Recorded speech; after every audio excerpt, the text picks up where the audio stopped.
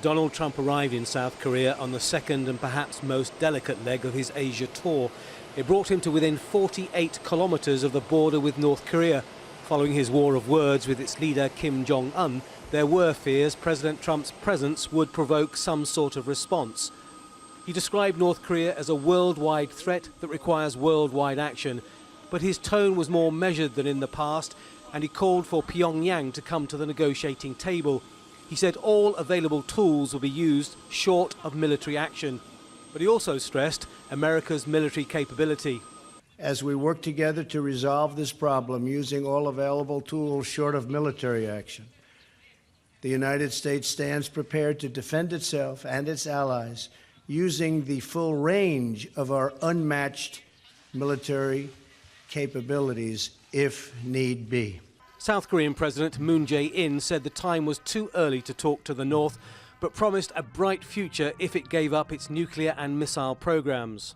The United States has strong sanctions on North Korea, and I think it will have an effective impact. And with China joining the United States, it will bring force to the sanctions on North Korea.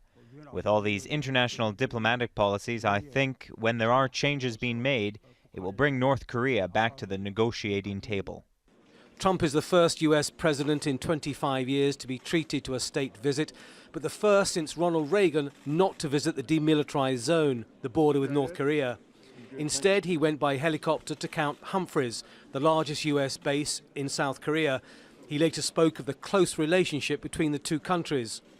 But all that we've built in the decades since our soldiers sacrificed side by side in the struggle for freedom, our alliance is more important than ever to peace and security on the Korean Peninsula and across the Indo-Pacific region.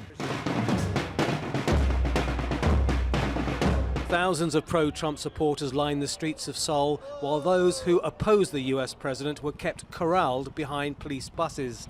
South Korea's Liberal government is pulling out all the stops to make this visit a success. They know they can ill afford to alienate President Trump and the United States. Their defense against North Korea depends on a good relationship. At a joint news conference, Trump announced that South Korea was to buy billions of dollars worth of military equipment from the US, which would help offset the trade deficit between the two countries, and a 5-year-old free trade agreement will be renegotiated.